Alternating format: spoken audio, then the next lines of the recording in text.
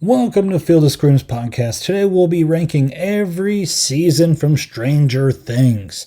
I was a little late to reviewing the finale of Stranger Things. Still got the episode out there, but during that episode, I kind of teased the idea. I'm like, I should rank every season of Stranger Things. Like, that's a nice way to wrap up the show.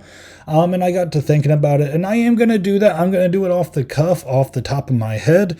I'm not going to sit here and say I did hours and hours of research recalling it. I've watched every single season.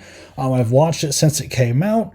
And I've always had ways I felt about certain seasons, and I'm just going to talk about what I liked about it, what I didn't like about some of them, and I'm just going to take it from the top from there. So let's get to it with ranking Stranger Things. So at last in 5th place is Season 5 of Stranger Things. Now, out of this entire ranking, there are some of them I struggled with, but this one was the easiest one to place for me. Not because I hate it, but because I like the other 4 seasons so much more. And by the time I got to this one, I said in the review for this season in general that finales are very hard to land. It's hard to come up with answers that satisfy everyone. This is the conclusion. You're wrapping up not only the story arc, but you're wrapping up every single character that you introduced, which if you check out season 5, we had about 35 characters by that point. Every time they had a plan or meeting in a room, it seemed like the entire room was just full of people. This show started off with 4 boys, meeting one strange girl. I guess Nancy and Jonathan were there too. Steve comes around and becomes part of the cast eventually. But it felt like such a smaller show at that point compared to the army of characters we have at this point. When you have that many characters, I think one of the Duffer brothers even joked around and was like, maybe we should have killed some characters off. There's a lot of people here. Yeah, you probably should have. There wasn't, I feel like some characters like Mike in this season are just completely forgotten to the very end. This season spends a lot of time with Holly, which no offense to the little actress that plays Holly. She did a fantastic job with what she had. But I think people that tune into the show, they want to follow the 4 boys around. They want to follow 11 around. They want to follow the main cast that we started with. And when you spend a majority of the time with Holly and Vecna's world, it's just kind of like, what are we doing here? A lot of the answers they came up with for the conclusion, I feel like some of them weren't as mind-blowing as what you would expect. There wasn't a lot of mystery in this season. I felt like, honestly, they could have took what they had for this season, and they could have mashed it together with season 4 and had a freaking awesome season. But instead, I felt like it was just really spaced out, and this season felt very spread out for what they were trying to accomplish plot-wise. No looming mystery over our head. Every season has a looming mystery. Oh, what's this? Oh, who's this Vecna dude? Oh, what's going on with 11? Why is Will acting weird? This season really didn't have any of that. They had some reveals. Will turned out to be the sorcerer or wizard. That was a cool moment. A lot of people enjoyed the Will coming out to his friends moment. A lot of people didn't like that moment. That was kind of divisive. I thought it was overblown, but whatever. I don't know, there's some good parts in the season, but I feel like by the time you're watching this, you're kind of like, yeah, it's probably a good thing this show's wrapping up, because it feels like the well's just kind of running dry by this point. The showdown with Vecna and the Mind Flayer at the very end, I felt like they borrowed the ending from Season 4 where 11 and Vecna are squaring off, except Season 4 did that better, and then they were borrowing the ending to Season 3 when all the kids were throwing stuff at the Mind Flayer while 11 was squaring off with Billy. They borrowed that from Season 3, but Season 3 did that better. So I thought the entire final showdown with Vecna was just really lackluster. The chopping off the head part was cool. I like the double ending with 11 part because, it's almost kind of satisfying 2 different factions of the fan base. Them kind of playing off that 11 died, but there's a theory that she's not dead. So if you want to believe that she's not dead, you could run with that. If you're like, oh no, she needs to die for this show to end because that makes the most sense, well, she's dead. So there you go. It satisfies both factions, and I think that's the safe way to play it. You can criticize that if you want, but I was like, I get it. Like that's a fair way to go about it. So, I thought that part was all right. I thought the final send-off of the kids, them playing Dungeons and Dragons down in the basement, I felt like that was a very nice emotional send-off. Some of the other post upside down stuff, like Steve, Nancy, Robin, and them talking on the rooftops, that carried on way too long. This season just felt bloated to me, and that's why it's at number 5. My number 4 is Season 1 of Stranger Things. Now this is going to upset a lot of people. I'm probably going to get some people that just turn this video off as soon as I get to this part, and they're like, this guy's an idiot, he doesn't know what he's talking about. But guys, I'm going to be honest. When this show first came out and it exploded with popularity, I watched Season 1. I thought it was cool. I was not hooked on it. I did not get hooked on the show till later seasons. I don't know. I just feel like this season, like it's good. The whole mystery of Will Byers and all that. I did kind of look back at previous scenes, and the funny thing is, if you watch the last season, this season feels like such a fantasy, because like you rewatch this one, and the Upside Down just seems like really gross and ooey gooey, and there's like a horror factor there, which is like really cool. I've seen this season be described as E.T. meets It, like Steven Spielberg meets Stephen King. I feel like that's a cool way to kind of sum up the show in general.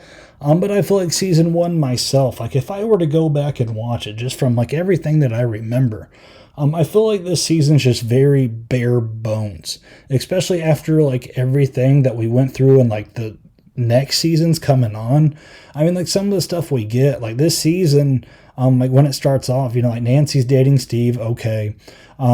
Steve's kind of a douchebag in this season. Steve is not the fun, caring character that we get in later seasons that's like looking over the kids, that's playing off of Dustin. We don't really get that Steve yet. We don't have Max. We don't have Billy. They brought a fun dynamic to the show. I don't know, like I feel like Season 1, like while it's good, it got everything started, it exploded with popularity. Compared to like the future seasons like ahead of it, again, it's just very bare bones to me. I don't know, I just feel that way. Like they didn't really find their feet yet for the show. And I feel like they do in the later seasons, which obviously is a very good thing. So if you hate this part of the ranking, I get it. I know some people say this is the best season ever. It's the best one by far. I strongly disagree. And that's just me. It's my opinion. If you want to tell me different, tell me in the comments. But hey, remember, be kind, because it's my opinion. So I'll just leave it at that. So that's why it's at number 4. My number 3 is Season 4 of Stranger Things. Now, I'm so torn on this season. When I was writing out the different rankings for this, because I was trying to just write it out so that, whenever I say it, I could explain it. I didn't want to do it all off the top of my head, but there were some rankings. I wrote this down, and I had this as the second best season. And then there were some rankings, I wrote it down, and I had this as the 4th best season. Number 1 was higher than this one. I don't know. It's a very weird season for me, because there's a lot of things that I like. I like Eddie in this season. I like the horror elements that were in this. The horror vibes are very, very strong in this season, and that is awesome. Like the introduction to Vecna, him like snapping people's limbs, like that's metal. That's awesome. And like when they introduced him that way, I was like, oh my God, like how are they going to defeat this guy? I don't know. I love the introduction of Vecna. I love the clock sounds whenever he shows up, which, by the way, I don't even know if they talked about the clock in Season 5. Again, another thing going against it. I know he needed to have 12 kids by the last season, but still, I don't know the whole clock thing. I think someone once said he was a clockmaker, and I don't know. But yeah, it was cool in Season 4, though, when they had the clock thing. Dome, dome, like Vecna's coming. The Demobats, very cool. The running up the hill scene, in my opinion, is the best scene in the show. If I had to take all the top scenes in Stranger Things, like whatever one you can think of, I think that this scene the running up the hill, and I think the entire episode is the best episode of Stranger Things. I will just throw that down there. I was very high on that moment. I felt very emotional. Max like talking about the death of Billy. She didn't know how to feel. She was crying at his grave. Vecna shows up. At that point, I didn't know if they were actually going to kill her off or not. They're blaring that song.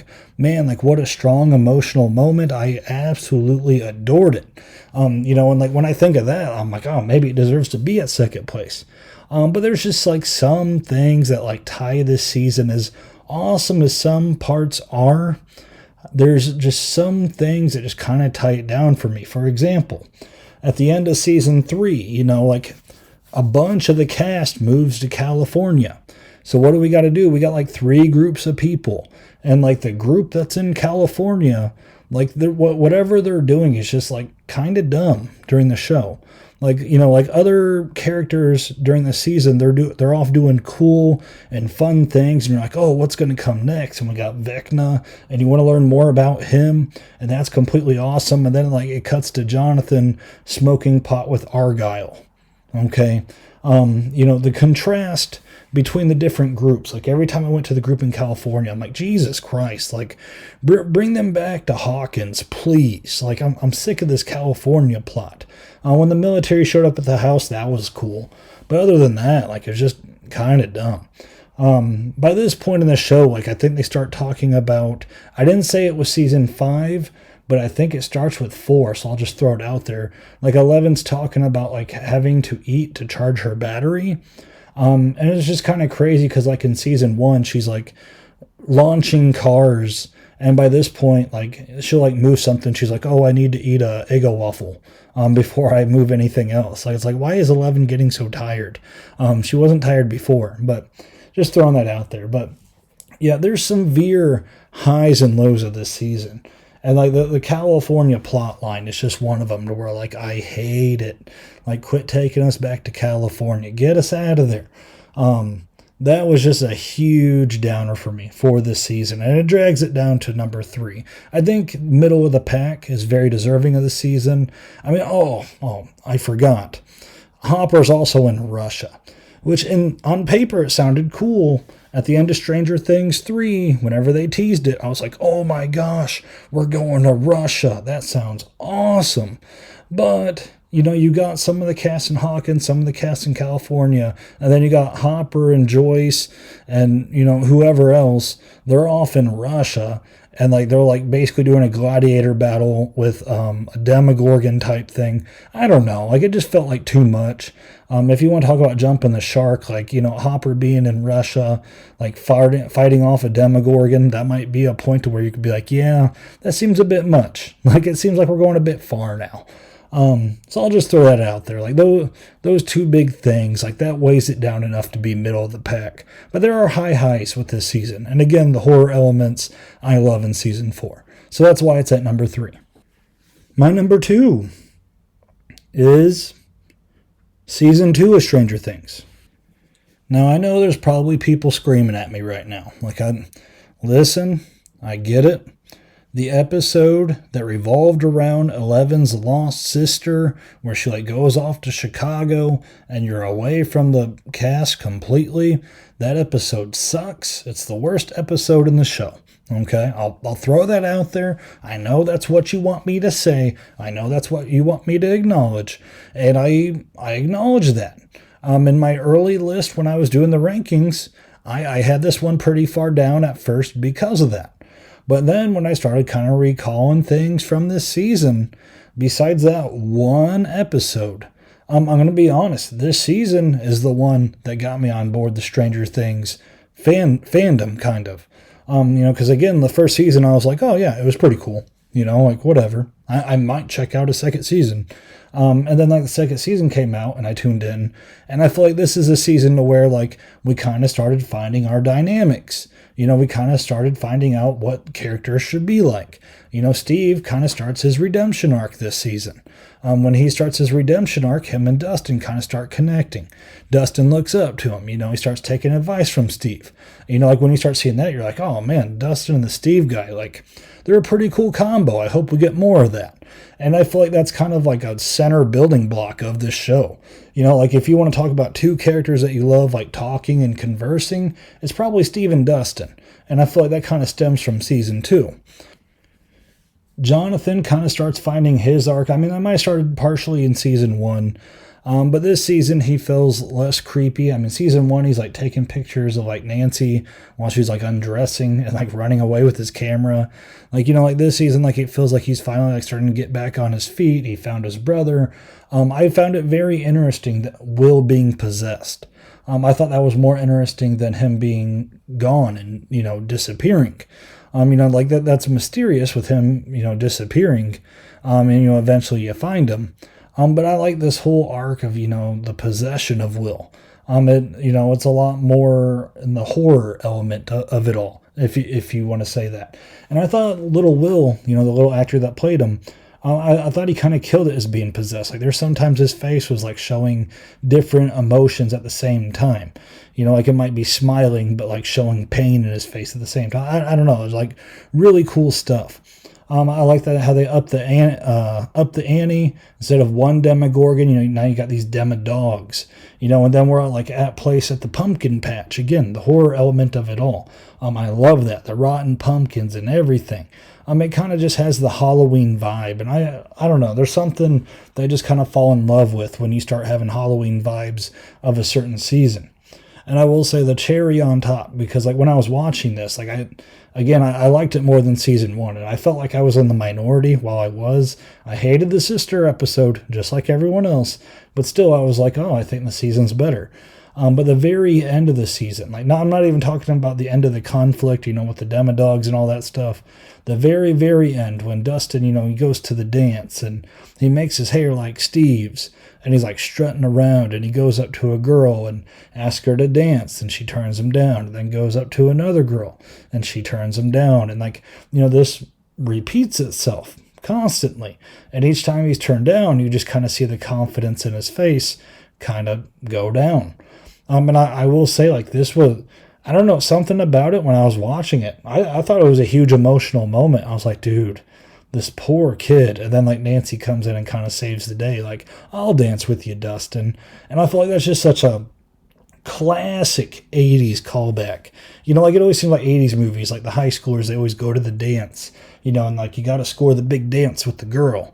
I don't know. I love that. I love that ending scene. I felt like that was just the bow on top that made Dustin so lovable in the show.